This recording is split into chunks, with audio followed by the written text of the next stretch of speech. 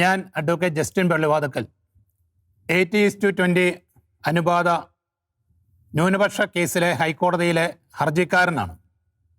പ്രിയമുള്ളവരെ, 80:20 അനുപാതവുമായി ബന്ധപ്പെട്ട ബഹുമാനപ്പെട്ട കേരള ഹൈക്കോടതിയിൽ നടന്ന കേസിലെ വിധിയും അതിനുശേഷം സംസ്ഥാന സർക്കാർ ആ വിധി നടപ്പിലാക്കുന്നതിന് വേണ്ടി പുതിയ അനുപാതം നിശ്ചയിച്ചുകൊണ്ട് നടത്തിയ തീരുമാനങ്ങളും ആ തീരുമാനങ്ങളെ തുടർന്ന് കേരള സമൂഹത്തിൽ ചർച്ച ചെയ്യപ്പെടുന്ന, പ്രത്യേകിച്ചും കേരള സമൂഹത്തെ മതപരമായി വിഭാഗീയതയിലേക്ക് നയിക്കുന്ന രീതിയിലുള്ള ചർച്ചകളും മറ്റും ദൃശ്യ മാധ്യമങ്ങളിലൂടെയും സോഷ്യൽ മീഡിയയിലൂടെയും നടക്കുന്ന ഈ കാലഘട്ടത്തിൽ തികച്ചും ദുരുദ്ദേശപരമായി യാതൊരു രീതിയിലും നീതിയില്ലാത്ത രീതിയിൽ ഈ വിഷയം ചർച്ച ചെയ്യപ്പെടുമ്പോൾ കേരള പൊതുസമൂഹത്തിന് മുമ്പിൽ ഇതുമായി ബന്ധപ്പെട്ട ചില കാര്യങ്ങളിൽ വ്യക്തത തരണം എന്നുള്ളത് കൊണ്ട് മാത്രമാണ് ഇന്ന് ഞാൻ നിങ്ങളുടെ മുമ്പിൽ ആയിരിക്കുന്നത്. നമുക്ക് ഓരോരുത്തർക്കും അറിയാം, നാളുകളായി ഈ കേരള സമൂഹത്തിൽ നിലനിന്നിരുന്ന ഒരു അനീതിയെ ബഹുമാനപ്പെട്ട കേരള ഹൈക്കോടതിയിൽ ചോദ്യം ചെയ്യപ്പെടുകയുണ്ടായി. ആ അനീതി ഭരണഘടനാപരമായി ന്യൂനപക്ഷ വിഭാഗങ്ങൾക്ക് ലഭിക്കേണ്ട ആനുകൂല്യങ്ങളിൽ ഒരു വിഭാഗത്തെ മാറ്റി നിർത്തിക്കൊണ്ട് ആ ഒരു വിഭാഗത്തോട് അനീതിപരമായ നിലപാട് സ്വീകരിച്ചുകൊണ്ട് സംസ്ഥാന സർക്കാരുകൾ നിലപാട് സ്വീകരിച്ചു വന്നതിന് എതിരായിട്ട് കോടതി ന്യൂനപക്ഷ നിയമവും ഭരണഘടനയും ന്യൂനപക്ഷങ്ങൾക്ക് നൽകുന്ന അവകാശങ്ങളും കൃത്യമായി വ്യാഖ്യാനിച്ചുകൊണ്ട് അതിമനോഹരമായ ഒരു ജഡ്ജ്മെന്റ് പുറപ്പെടുവിച്ചു. അതിനെ തുടർന്ന് ധാരാളം കോലാഹലങ്ങളുണ്ടായി. സംസ്ഥാന സർക്കാർ ഒരു സർവകക്ഷി യോഗം വിളിക്കാൻ മാത്രം അതിന് പ്രാധാന്യം വന്നു. സർവകക്ഷി യോഗത്തിലെ തീരുമാനപ്രകാരം ഒരു ഉന്നതാധികാര സമിതി എന്ന് പറഞ്ഞാൽ വിവിധ ഡിപ്പാർട്ട്മെന്റുകളിലെ ഉന്നതരായിട്ടുള്ള ഉദ്യോഗസ്ഥർ, IAS ഉൾപ്പെടുത്തിക്കൊണ്ട് മാത്രം ഉൾപ്പെടുന്ന ഒരു സമിതിയെ ഇത് പഠിക്കാൻ നിയമിച്ചു. ആ സമിതി സംസ്ഥാന സർക്കാരിന് മുമ്പിൽ ഒരു റിപ്പോർട്ട് കൊടുത്തു. ആ റിപ്പോർട്ട് പ്രകാരം ബഹുമാനപ്പെട്ട കേരള ഹൈക്കോടതിയുടെ വിധി നടപ്പിലാക്കണമെന്നാണ് ആവശ്യപ്പെട്ടിരുന്നത്. ആ റിപ്പോർട്ടിന്റെ അടിസ്ഥാനത്തിൽ സംസ്ഥാന മന്ത്രിസഭ ആ ഉത്തരവ് നടപ്പിലാക്കാൻ തീരുമാനിക്കുകയും അനുപാതം നിശ്ചയിച്ചുകൊണ്ട് തീരുമാനമെടുക്കുകയും ചെയ്തു. എന്താണ് അനുപാതം നിശ്ചയിച്ചത്? നിലവിൽ കിട്ടിക്കൊണ്ടിരിക്കുന്ന യാതൊരു രീതിയിലും ആനുകൂല്യങ്ങളോ അല്ലെങ്കിൽ ആ എണ്ണമോ, സ്കോളർഷിപ്പുകളുടെ എണ്ണത്തിൽ യാതൊരു രീതിയിലും കുറവ് വരാത്ത രീതിയിൽ സ്കോളർഷിപ്പുകളെ പുനഃക്രമീകരിച്ചുകൊണ്ട് കോടതി വിധിയെ മാനിച്ചുകൊണ്ട് ജനസംഖ്യ ആനുപാതികമായിട്ട് മുസ്ലിം വിഭാഗത്തിന് ഏകദേശം 58%, ക്രൈസ്തവ വിഭാഗത്തിന് 42% ലഭിക്കത്തക്ക രീതിയിൽ അതിനെ പുനഃക്രമീകരിക്കാനാണ് സംസ്ഥാന സർക്കാർ തീരുമാനിച്ചത്. ഈ തീരുമാനത്തിനെതിരെ കേരളത്തിലെ പൊതുസമൂഹത്തിൽ നിന്നും, പ്രത്യേകിച്ചും വിവിധ ലക്ഷ്യങ്ങളോടെ, പ്രത്യേകമായ ചില അജണ്ടകളോടെ ഏതാനും മത സമൂഹങ്ങളും മത സംഘടനകളും പ്രതികരിക്കാൻ മുന്നോട്ട് വന്നിരിക്കുന്നതാണ് ഇന്ന് ഞാൻ നിങ്ങളുടെ മുമ്പിലേക്ക് ആയിരിക്കാൻ പ്രധാനപ്പെട്ട കാരണമായിരിക്കുന്നത്. പ്രിയമുള്ളവരെ, എന്താണ് കേരള ഹൈക്കോടതി വിധിച്ചിരിക്കുന്നത്? കേരള ഹൈക്കോടതി പറഞ്ഞിരിക്കുന്നത് 80:20 അനുപാതത്തിൽ കേരളത്തിൽ ന്യൂനപക്ഷ ക്ഷേമ വകുപ്പിലൂടെ ന്യൂനപക്ഷങ്ങൾക്ക് വേണ്ടി നടപ്പിലാക്കപ്പെടുന്ന പദ്ധതി തികച്ചും അനീതിപരമാണെന്നാണ്. എന്ന് പറഞ്ഞാൽ സ്കോളർഷിപ്പ് അനീതിയാണെന്ന് കോടതി പറഞ്ഞിട്ടില്ല. ബഹുമാനപ്പെട്ട കോടതി പറഞ്ഞത് അതിനെ അനുപാതമാണ് അനീതിയായിട്ട് പറഞ്ഞിരിക്കുന്നത്. അത് ന്യൂനപക്ഷ വിഭാഗങ്ങൾക്ക് ലഭിക്കരുതെന്ന് കോടതി പറഞ്ഞിട്ടില്ല. ന്യൂനപക്ഷ വിഭാഗങ്ങൾക്ക് കൊടുക്കണം, എന്നാൽ കൊടുക്കുന്നത് അവർക്ക് നിയമം പറയുന്നത് പോലെ ജനസംഖ്യ അനുപാതമായിരിക്കണമെന്ന് മാത്രമാണ് ബഹുമാനപ്പെട്ട കോടതി പറഞ്ഞു വെച്ചിരിക്കുന്നത്. അത് ഭരണഘടനാപരമായ ഒരു ഉത്തരവായിട്ട് തന്നെ നിലനിൽക്കുകയും ചെയ്യുന്നു. പ്രിയമുള്ളവരിവിടെ ചോദിക്കുന്ന ചോദ്യം, ഇതിലൂടെ ക്രൈസ്തവ വിഭാഗത്തിന് എന്തെങ്കിലും പ്രത്യേകിച്ച് നേട്ടമുണ്ടായിട്ടുണ്ടോ? അല്ലെങ്കിൽ മുസ്ലിം സമൂഹത്തിന് ഏതെങ്കിലും വിധത്തിൽ നഷ്ടം സംഭവിച്ചിട്ടുണ്ടോ? ഇത് രണ്ടും കണക്കാക്കുമ്പോൾ 80:20 എന്നത് അനീതിയാണെന്ന് കോടതി തന്നെ പറഞ്ഞു വെച്ചിരിക്കുന്ന സാഹചര്യത്തിൽ ജനസംഖ്യ ആനുപാതികമായിട്ട് അത് വിതരണം ചെയ്യപ്പെടണമെന്ന് ബഹുമാനപ്പെട്ട കേരള ഹൈക്കോടതി പറഞ്ഞു വെച്ചിരിക്കുന്ന സാഹചര്യത്തിൽ ക്രൈസ്തവ സമൂഹത്തെ സംബന്ധിച്ചിട്ട് പുതിയ അനുപാത ക്രമീകരണം നടത്തുമ്പോൾ തീർച്ചയായിട്ടും നേട്ടം തന്നെയാണുള്ളത്. എന്നാൽ സർക്കാരിന്റെ തീരുമാനം അനുസരിച്ച് ഇവിടെ മുസ്ലിം വിഭാഗത്തിന് ഏതെങ്കിലും രീതിയിലുള്ള നഷ്ടം സംഭവിക്കുന്നുണ്ടോ? ഒട്ടുമില്ല. കാരണം 100 സ്കോളർഷിപ്പുകൾ എടുക്കുമ്പോൾ അവർക്ക് കിട്ടിക്കൊണ്ടിരുന്ന 80 സ്കോളർഷിപ്പിന്റെ 100 എണ്ണം എടുക്കുമ്പോൾ ആ 80 എണ്ണം അവർക്ക് നിലനിർത്തിക്കൊണ്ട് തന്നെ ഈ വിധി നടപ്പിലാക്കാൻ ഉള്ള ഒരു ഇച്ഛാശക്തിയാണ് സംസ്ഥാന സർക്കാർ കാണിച്ചിരിക്കുന്നത്. അതിനെ തീർച്ചയായിട്ടും സ്വാഗതം ചെയ്യപ്പെടേണ്ടത് തന്നെയാണ്. ഇത്രയും മനോഹരമായ രീതിയിൽ ആ ക്രമീകരണത്തെ പുനഃക്രമീകരിക്കാൻ സർക്കാരിന് സാധിച്ചു എന്നതിൽ. അതുകൊണ്ട് ഇത് മുസ്ലിം സമുദായത്തെ സംബന്ധിച്ചിട്ട് യാതൊരു നഷ്ടവുമില്ല. ക്രൈസ്തവ സമുദായത്തെ സംബന്ധിച്ചിട്ട് കഴിഞ്ഞ കാലങ്ങളിൽ നഷ്ടപ്പെട്ടത് ചോദിക്കുന്നില്ല. എന്നാൽ ഭരണഘടനാപരമായി അവർക്ക് ലഭിക്കുന്ന അല്ലെങ്കിൽ ന്യൂനപക്ഷ നിയമത്തിലൂടെ അവർക്ക് ലഭിക്കുന്ന കൃത്യമായ അവകാശത്തെ അവർക്ക് ലഭിക്കുന്നു. അവർക്ക് അധികമായി മറ്റൊന്നും ലഭിക്കുന്നില്ല. നിയമം പറയുന്നത് മാത്രമാണ് അവർക്ക് ലഭിക്കുന്നത്. ഇവിടെ ചാനൽ ചർച്ചകളിലും മാധ്യമങ്ങളിലും വാർത്താമാധ്യമങ്ങളിലും ഒക്കെ ഇരുന്ന് പലരും പറയുന്നുണ്ട് മുസ്ലിം സമൂഹത്തിന്റെ പിന്നോക്കാവസ്ഥയെ പറ്റിയിട്ട്. ചർച്ച ചെയ്യപ്പെടുന്നത് സച്ചാർ കമ്മീഷനും പാലോളി കമ്മീഷനുമാണ്. ഞങ്ങൾക്ക് യാതൊരു തർക്കവുമില്ല. സച്ചാർ കമ്മീഷൻ നിയമിക്കപ്പെട്ടിരിക്കുന്നത് ഇന്ത്യയിലെ മുസ്ലിം സമൂഹത്തിന്റെ പിന്നോക്കാവസ്ഥ പഠിക്കുന്നതിന് വേണ്ടി തന്നെയാണ്. അവര് പഠിച്ച ഒരു മനോഹരമായ റിപ്പോർട്ടും സബ്മിറ്റ് ചെയ്തു. അത് എന്തുകൊണ്ട് വന്നു?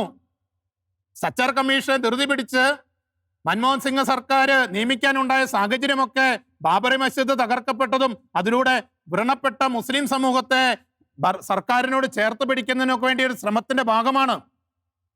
ആ കാര്യമൊക്കെ മറച്ചു വെച്ച് മറ്റ് ചർച്ചകളിലേക്ക് പോകുന്നത് തന്നെ ഈ കേരള സമൂഹത്തെ തെറ്റിദ്ധരിപ്പിക്കുന്നതിന് വേണ്ടിയാണ്. അങ്ങനെ നിയമിക്കപ്പെട്ട സച്ചാർ കമ്മീഷൻ കൊടുത്ത റിപ്പോർട്ട് അനുസരിച്ചിട്ട് ഇന്നുവരെ ഒരു സ്കോളർഷിപ്പ് പോലും കേന്ദ്ര സർക്കാർ ദേശീയ തലത്തിൽ നടപ്പിലാക്കിയിട്ടില്ല. അതൊരു റിപ്പോർട്ട് മാത്രമാ. അതിനെന്ത് ഭരണഘടനാ ബാധ്യതയുള്ളത്?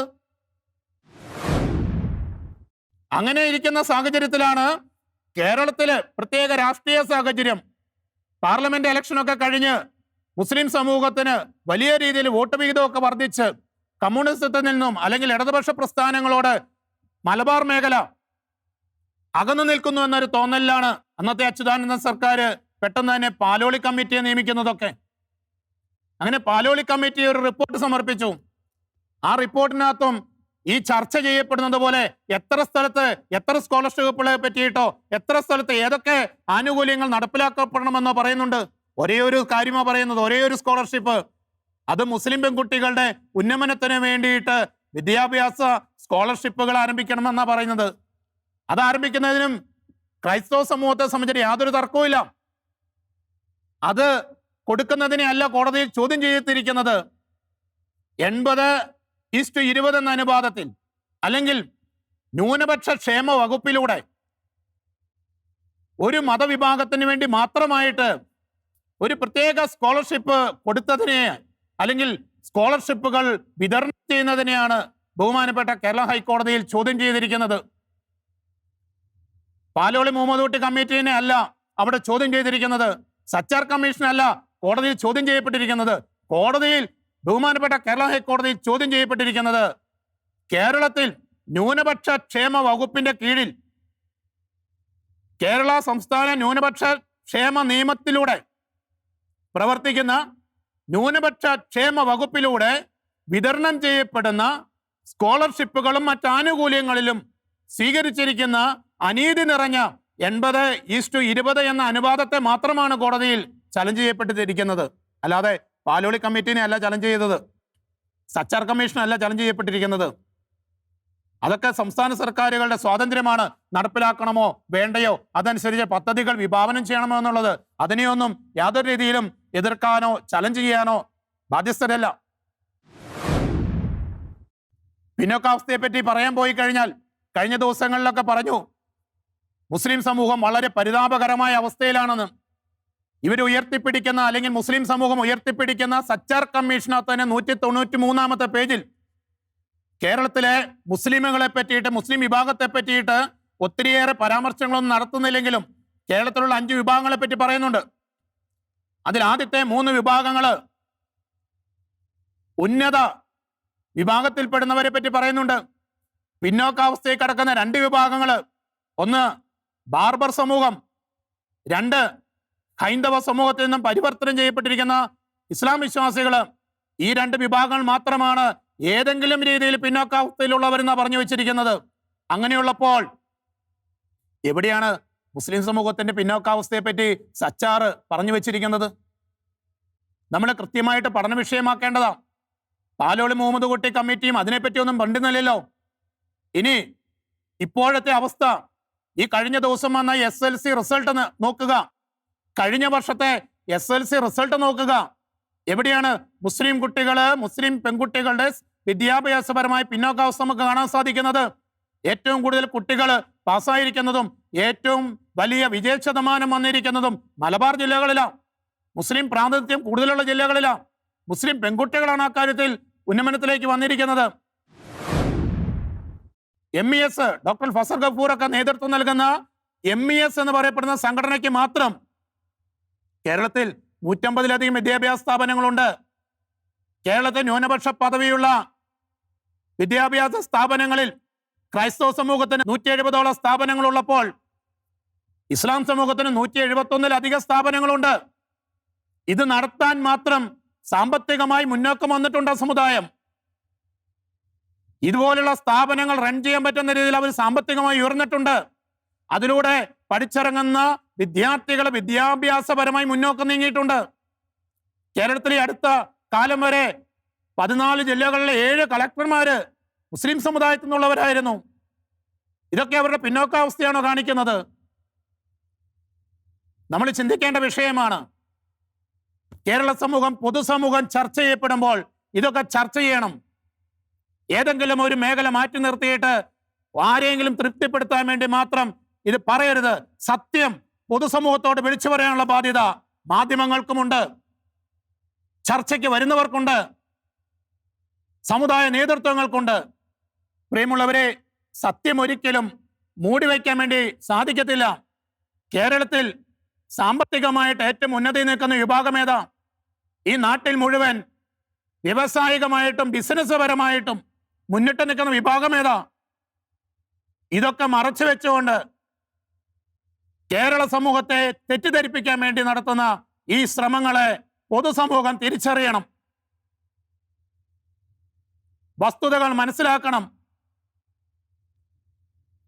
സാമ്പത്തികമായിട്ടും വിദ്യാഭ്യാസപരമായിട്ടും സാംസ്കാരികപരമായിട്ടും ഈ കേരളത്തിലെ എല്ലാ വിഭാഗങ്ങളും, പ്രത്യേകിച്ച് മുസ്ലിം വിഭാഗത്തിന് വന്നിരിക്കുന്ന ആ ഉയർച്ച കണ്ടില്ല എന്ന് നടിക്കുകയോ അല്ലെങ്കിൽ അത് മറച്ചു വയ്ക്കുകയോ ചെയ്യുന്നത് ആ സമുദായത്തോട് തന്നെ ചെയ്യുന്ന അനീതിയാണ്. മുസ്ലിം വിശ്വാസികളോട് ചെയ്യുന്ന, ജനതയോട് ചെയ്യുന്ന അനീതിയാണ്. അതിനെ പ്രിയമുള്ളവരെ, നിങ്ങൾ ഓരോരുത്തരും സത്യം തിരിച്ചറിയണമെന്ന് ആഗ്രഹിക്കുക. ക്രൈസ്തവർക്ക് ധാരാളം ക്ഷേമ പദ്ധതികൾ ഉണ്ടല്ലോ, EWS ഉണ്ടല്ലോ, പരിവർത്തിത ക്രൈസ്തവ സമൂഹത്തിന് വേണ്ടി ക്ഷേമ ബോർഡ് ഉണ്ടല്ലോ, മുന്നോക്ക സമുദായത്തിന് വേണ്ടിയുള്ള ക്ഷേമ ബോർഡ് ഉണ്ടല്ലോ. അങ്ങനെയൊക്കെ ഉള്ളപ്പോൾ എന്തിനാണ് ഈ പറയുന്ന നക്കാപ്പിച്ച കാച്ചിനകത്ത് കൈയിട്ട് വാരാൻ വരുന്നത് എന്ന് ചോദിക്കുന്ന ഒരു വിഭാഗമുണ്ട്. അവിടെയും ഒരു ക്ലാരിറ്റി ആവശ്യമാണ്. പ്രിയമുള്ളവരെ, ഈ കേസിലൂടെ ഒരിക്കലും മറ്റേതെങ്കിലും ഒരു സമൂഹത്തിൻ്റെയോ സമുദായത്തിൻ്റെയോ ന്യായമായി കിട്ടുന്ന അവകാശങ്ങളിൽ കൈയിട്ട് വാരാൻ ആഗ്രഹിച്ചിട്ടില്ല. കോടതി അങ്ങനെ പറഞ്ഞിട്ടുമില്ല.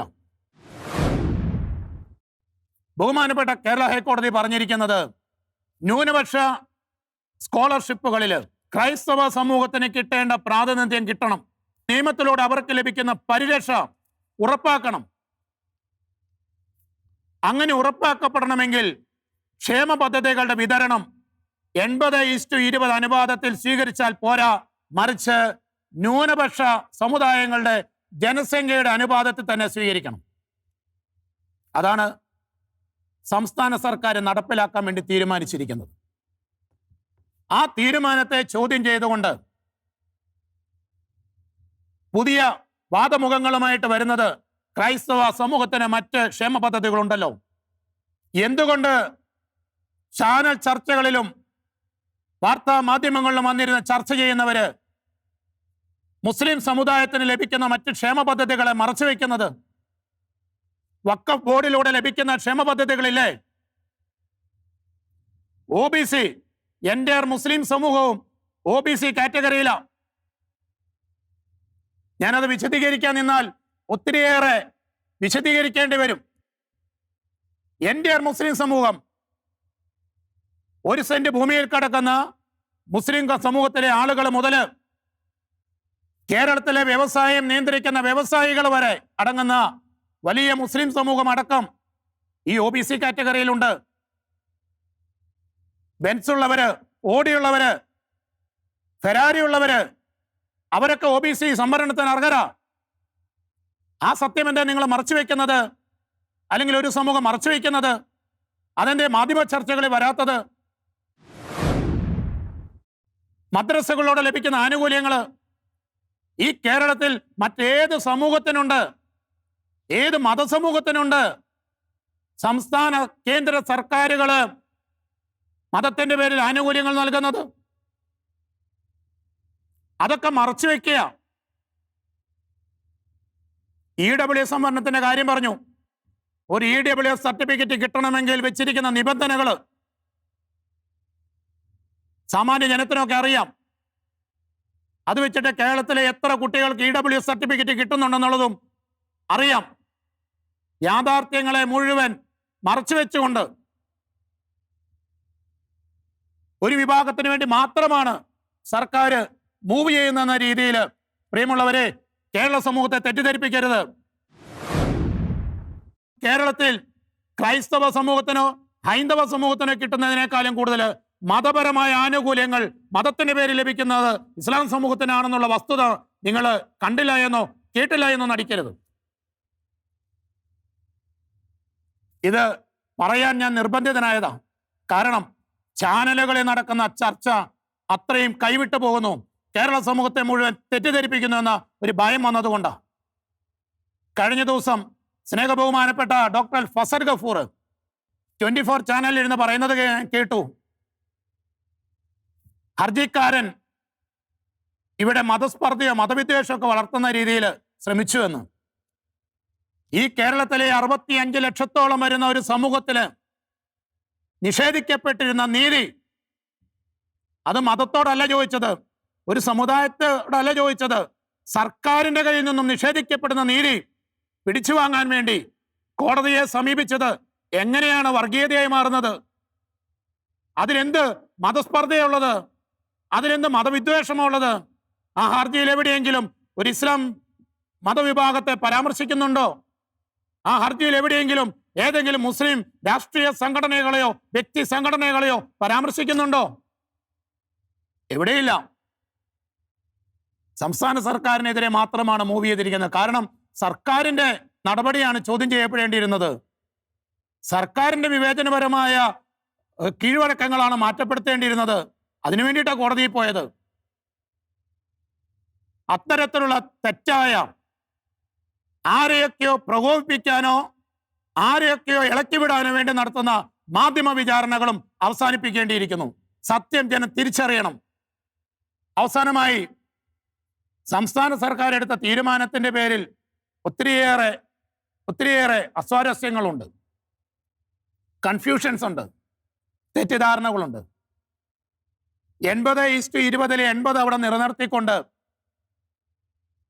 നീതിപൂർവമായ വിതരണം കോടതി വിധി പരാമർശിക്കുന്നത് പോലെ നടപ്പിലാക്കപ്പെടുമ്പോൾ എങ്ങനെയാണ് ക്രൈസ്തവ സമൂഹത്തിന് നേട്ടം കിട്ടുക, അല്ലെങ്കിൽ ക്രൈസ്തവ സമൂഹത്തിന് നീതി കിട്ടുക എന്നുള്ളൊരു ചർച്ച പൊതുസമൂഹത്തിന്റെ ഇടയിലുണ്ട്.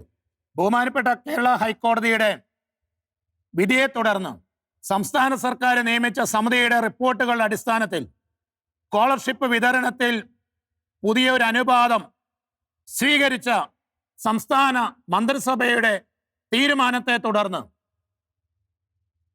കേരളത്തിൽ ക്രൈസ്തവ സമൂഹത്തിന്റെ ഇടയിലും ഇസ്ലാം സമൂഹത്തിന്റെ ഇടയിലും പൊതുസമൂഹത്തിന് മുമ്പിലും ധാരാളം കൺഫ്യൂഷൻസ് ഉണ്ട്, തെറ്റിദ്ധാരണകളുണ്ട്. ഇതെങ്ങനെ നടപ്പിലാക്കും? കാരണം ബഹുമാനപ്പെട്ട മുഖ്യമന്ത്രി മന്ത്രിസഭാ യോഗത്തിന് ശേഷം നടത്തിയ പത്രസമ്മേളനത്തിൽ കൃത്യമായിട്ട് പറയുന്നുണ്ട്, നിലവിൽ ലഭിച്ചുകൊണ്ടിരുന്ന ആനുകൂല്യങ്ങളിൽ ഒരു കുറവും വരുത്താതെ ജനസംഖ്യാനുപാതികമായിട്ട് 58-41 അല്ലെങ്കിൽ 42 റേഷ്യോയിൽ അത് നീതിപൂർവമായിട്ട് വിതരണം ചെയ്യുമെന്ന്. അതെങ്ങനെയാണ് നടപ്പിലാക്കപ്പെടാൻ വേണ്ടി പറ്റുക? നിലവിൽ 100 സ്കോളർഷിപ്പ് ഉണ്ടെങ്കിൽ അതിൽ 80 മുസ്ലിം സമൂഹത്തിനും ബാക്കി 20 ക്രൈസ്തവ സമൂഹത്തിൽ ആയിരുന്നു കൊടുത്തുകൊണ്ടിരുന്നത്. ആ 80 ഒരു മാറ്റവും വരുത്തില്ല എന്നാണ് മന്ത്രിസഭ തീരുമാനപ്രകാരം ബഹുമാനപ്പെട്ട മുഖ്യമന്ത്രി പറഞ്ഞത്. അങ്ങനെ അത് മാറ്റപ്പെടുത്താതിരിക്കുമ്പോൾ എങ്ങനെ ഈ 58-42% ഇത് നടപ്പിലാക്കുമെന്നാണ് പിന്നീടുള്ളൊരു സംശയം. പ്രിയമുള്ളവരെ, അതിന് നമ്മൾ ഒത്തിരിയേറെ ആലോചിക്കേണ്ടതില്ല. 80 എന്ന് പറയപ്പെടുന്നത് 51% ടോട്ടൽ നൽകുന്ന സ്കോളർഷിപ്പുകളുടെ എണ്ണത്തിൽ 51% 80 വരണമെങ്കിൽ ആ സ്കോളർഷിപ്പ് 138 എണ്ണമായിട്ട് ഉയർത്തണം. ഞാനൊരു ഉദാഹരണം പറയുന്നത്, 100 സ്കോളർഷിപ്പുകൾ വിതരണം ചെയ്യുമ്പോൾ 80 എണ്ണം മുസ്ലിം സമൂഹത്തിന് നിലവിൽ ലഭിക്കുന്നുണ്ട്. അത് അങ്ങനെ തന്നെ നിലനിർത്തണമെങ്കിൽ ആ സ്കോളർഷിപ്പ് 58% ആകണം.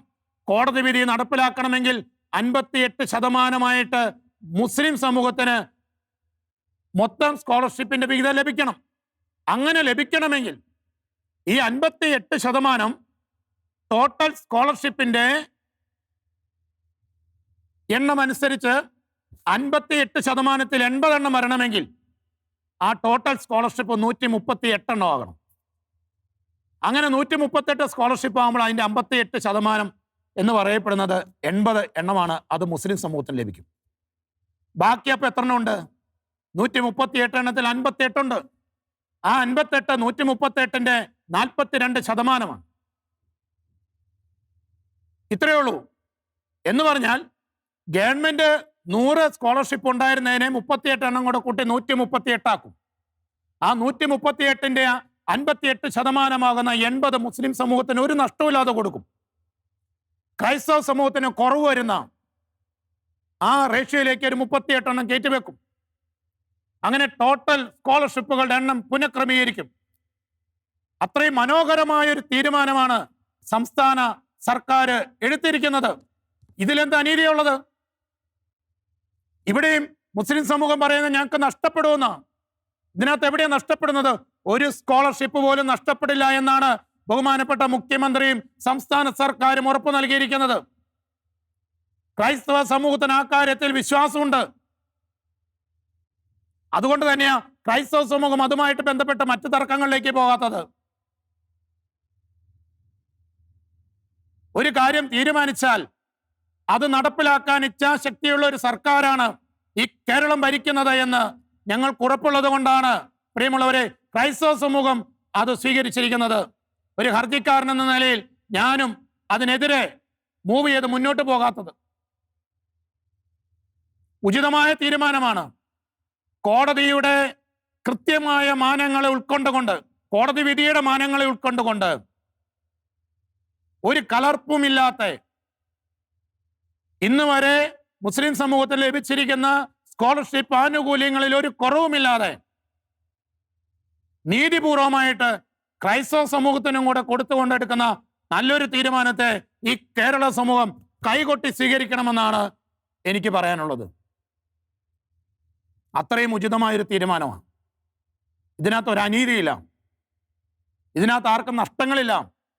ഈ കഴിഞ്ഞ നാളുകളിൽ മുഴുവൻ നഷ്ടപ്പെട്ടു പോയതിനെപ്പറ്റി ചോദിക്കുന്നില്ല. ഇന്നു മുതലുള്ള കാര്യത്തെ പറ്റിയിട്ടുള്ളൂ. പ്രിയമുള്ളവരെ, നമ്മൾ ഈ മേഖലയിൽ തമ്മിലടിച്ച് നമ്മുടെ മക്കൾക്ക്, നമ്മുടെ കേരളത്തിലെ നമ്മുടെ മക്കൾക്ക് ലഭിക്കേണ്ട സ്കോളർഷിപ്പ് ആനുകൂല്യങ്ങൾ ഈ വർഷം ലഭിക്കുന്നതിനെ തടസ്സപ്പെടുത്താൻ നമ്മുടെ ഇത്തരത്തിലുള്ള ചർച്ചകളിലൂടെയും പ്രവർത്തികളിലൂടെയും ഇടവരുത്തരുത് എന്നുള്ളതാണ് എനിക്ക് പറയാനുള്ള പ്രധാനപ്പെട്ട മറ്റൊരു കാര്യം. ഇതിനെ രാഷ്ട്രീയപരമായിട്ട് എടുത്തിരിക്കുന്ന ഒരു പൊള്ളത്തരമാണെന്ന് പറയുന്നുണ്ട്. ഇത് രാഷ്ട്രീയ ലക്ഷ്യത്തോടെ എടുത്തിരിക്കുന്ന ഒരു തീരുമാനമാണെന്ന് പറയുന്നുണ്ട്. സംസ്ഥാന സർക്കാരിന് ഇതിൽ ഈ മറ്റെന്ത് രീതി സ്വീകരിക്കാൻ വേണ്ടി പറ്റും? ഇതിനകത്ത് വേറെ ഏതൊരു ഫോർമുല സംസ്ഥാന സർക്കാരിന് സ്വീകരിക്കാൻ വേണ്ടി പറ്റും? മറ്റൊരു പോംവഴിയില്ല. നിയമവിദഗ്ധരുടെയൊക്കെ മുമ്പിൽ കൂടി ആലോചിച്ചെടുത്ത ശക്തമായൊരു തീരുമാനമാണ്. ഇതിനപ്പുറത്തേക്ക് ഒരു പോംവഴി കോടതി വിധി അനുസരിച്ചിട്ട്, നിയമം അനുസരിച്ചിട്ട് സ്കോളർഷിപ്പ് വിതരണത്തിൽ സ്വീകരിക്കാൻ, അല്ലെങ്കിൽ ന്യൂനപക്ഷ ക്ഷേമ പദ്ധതികളുടെ നീതിപൂർവമായ വിതരണവുമായി ബന്ധപ്പെട്ട് സ്വീകരിക്കാൻ സംസ്ഥാന സർക്കാരിന് പറ്റില്ല. അതുകൊണ്ടാണ് ഈ വിധിയെ നമ്മൾ ഒന്നാകെ, കേരള സമൂഹം ഒന്നാകെ കൈയടിച്ച് സ്വീകരിക്കണമെന്ന് പറയാൻ കാരണം. അതിനസ്നേഹമുള്ളവരെ, തെറ്റിദ്ധാരണാപരമായ എല്ലാ കാര്യങ്ങളും നീക്കിവെക്കണം. നമ്മൾ സത്യത്തെ തിരിച്ചറിയണം. സ്കോളർഷിപ്പുകൾ മാത്രമല്ല, ന്യൂനപക്ഷ ക്ഷേമ വകുപ്പിലൂടെ നടപ്പിലാക്കപ്പെടുന്ന എല്ലാ പദ്ധതികളിലും ഈ അനീതിയുണ്ട്. അത് മറച്ചുവെക്കാനൊന്നും പറ്റത്തില്ല. ഈവൻ ഫിനാൻഷ്യൽ കോർപ്പറേഷനിലൂടെ നൽകപ്പെടുന്ന ലോണുകളിൽ പോലും ഈ ഒരു അനുപാതമാണ് സ്വീകരിച്ചു വരുന്നത്. എന്ത് അനീതിയാ! ഇതിനെ ചോദ്യം ചെയ്യുന്നതാണോ തെറ്റ്? ഈ നാട്ടിൽ അനീതി നടപ്പിലാക്കണമെന്നാണോ പറയുന്നത്? നമ്മൾ ഓരോരുത്തരും ചിന്തിക്കണം പ്രിയമുള്ളവരെ. ഈ കേരള സമൂഹത്തിന്റെ സുഗമമായ നിലനിൽപ്പിന് വേണ്ടി, ഈ കേരള സമൂഹത്തിൽ ചെലവഴിക്കപ്പെടുന്ന സർക്കാർ സംവിധാനങ്ങളോട് ചെലവഴിക്കപ്പെടുന്ന ഓരോ അണ പൈസയ്ക്കും നീതിപൂർവമായ വിതരണം സാധ്യമാകണമെന്ന് ആഗ്രഹിക്കുന്ന പൗരന്മാരാണ്, പൗരബോധമുള്ളവരാണ് നമ്മളെങ്കിൽ, നമ്മൾ ഓരോരുത്തരും സർക്കാരിന്റെ ആനുകൂല്യങ്ങൾ അത് അർഹിക്കുന്നവർക്ക് അർഹിക്കുന്ന പരിഗണനയിൽ നീതിപൂർവമായി വിതരണം ചെയ്യപ്പെടുന്നതിന് വേണ്ടിയാണ് നമ്മൾ നിലനിൽക്കേണ്ടത്. ഭരണഘടനയെ നെഞ്ചോട് ചേർക്കുന്ന, ഭരണഘടനാ മൂല്യങ്ങൾ ഉയർത്തിപ്പിടിക്കുന്ന, ഭരണഘടനാ മൂല്യങ്ങൾ അനുസരിച്ച് ഈ നാട്ടിൽ ജീവിക്കാൻ വിളിക്കപ്പെട്ടിരിക്കുന്ന ഓരോ ഭാരതീയ പൗരന്റെയും ജീവിതത്തിൽ അവന്റെ രക്തത്തിലുണ്ടായിരിക്കേണ്ട കാര്യങ്ങളാണ്. അതിനുവേണ്ടി നമുക്ക് ഒരുമിക്കാം, നമുക്ക് ഒന്നിച്ചു നിന്ന് പോരാടാം. നീതിപൂർവമായിട്ട് നമ്മുടെ നാട്ടിലെ എല്ലാ സിസ്റ്റംസും ഭംഗിയായിട്ട് പ്രവർത്തിക്കാൻ വേണ്ടുന്ന കാര്യങ്ങൾക്ക് വേണ്ടി നീതിപീഠത്തോടൊത്ത്, ഭരണഘടനയോടൊത്ത് നമുക്ക് ഓരോരുത്തരും കൈകോർക്കാം. ഈ നാട്ടിൽ നിലനിന്നിരുന്ന സന്തോഷവും സമാധാനവും ആനന്ദവും സന്തോഷകരമായ ജീവിതവുമെല്ലാം തിരിച്ചു കൊണ്ടുവരാൻ വേണ്ടി ഒരു പൗരൻ എന്ന നിലയിൽ നമുക്ക് ഒത്തൊരുമിച്ച് പ്രവർത്തിക്കാം. അതിനു വേണ്ടുന്ന കൃപ സർവശക്തൻ നമുക്ക് ഓരോരുത്തർക്കും തരട്ടെ എന്ന് ആശംസിച്ചുകൊണ്ട് ഞാൻ നിർത്തുന്നു.